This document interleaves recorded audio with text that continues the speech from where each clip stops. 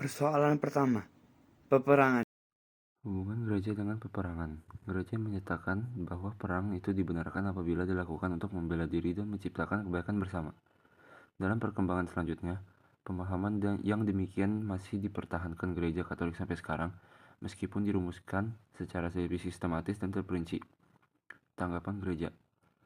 Menurut strategi perjuangan di dalam Injil Matius 10 ayat 16, lihatlah aku mengutus kamu seperti domba ke tengah-tengah serigala.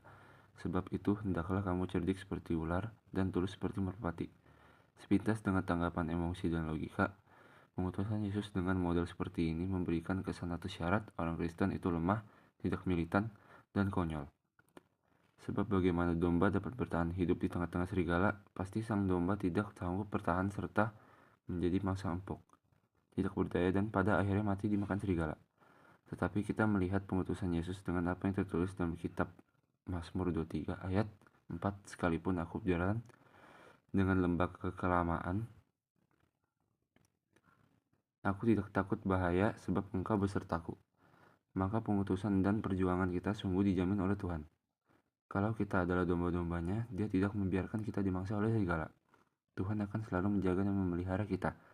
Dalam perjuangan ini, kita dilengkapi oleh dua senjata ampuh, yaitu cerdik seperti ular dan tulus seperti merpati. Persoalan kedua, kemiskinan. Kemiskinan. Hubungan gereja dengan kemiskinan. Misi gereja merupakan misi Allah. Allah bermisi bagi dunia dan manusia akan terciptanya suasana hidup yang berdasarkan shalom Allah. Oleh karena gereja mengemban misi Allah, maka gereja dipanggil untuk menyampaikan kabar baik bagi orang-orang miskin, untuk memberitakan bahwa tahun rahmat Tuhan telah datang. Sumbangsih gereja pada masalah kemiskinan adalah tidak hanya memberikan bantuan-bantuan secara material kepada mereka yang menerimanya, tetapi gereja harus berupaya untuk memperdayakan mereka yang miskin serta memberikan dukungan spiritual kepada mereka lewat ibadah dan doa bersama. Tanggapan Alkitab Perjanjian Lama atau PL dan Perjanjian Baru atau PB sendiri banyak sekali berbicara tentang perintah Allah untuk memperhatikan dan mengasihi kaum miskin.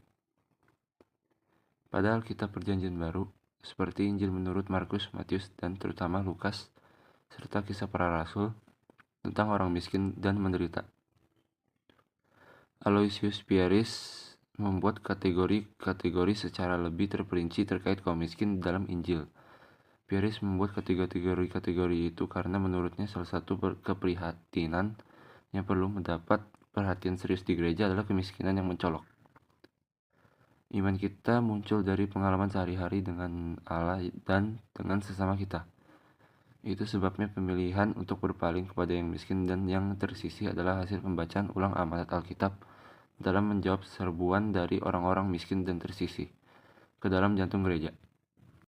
Persoalan ketiga, kesehatan. Hubungan. Pada zaman di mana Yesus berkarya di dunia, masyarakat mempetak-petakan jenis-jenis penyakit dan membedakan gender si penderitanya. Contohnya, seorang perempuan yang sakit pendarahan selama 12 tahun yang terdapat di dalam Injil Markus 5 ayat 25-34, budaya yang dianut oleh masyarakat setempat membuat perempuan itu semakin menderita karena dianggap najis.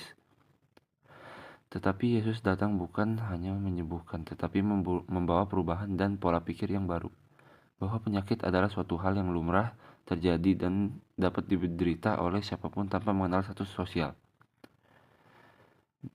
Sikap dan respon yang Yesus diberikan pada perempuan itu menunjukkan bahwa Yesus peduli dan memperhatikan perempuan itu secara keseluruhan.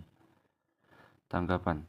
Sikap dan respon yang Yesus berikan kepada perempuan itu menunjukkan bahwa Yesus peduli dan memperhatikan perempuan itu secara keseluruhan, dan itu menjadi pedoman gereja dalam pelaksanaan panggilan dan pelayanan.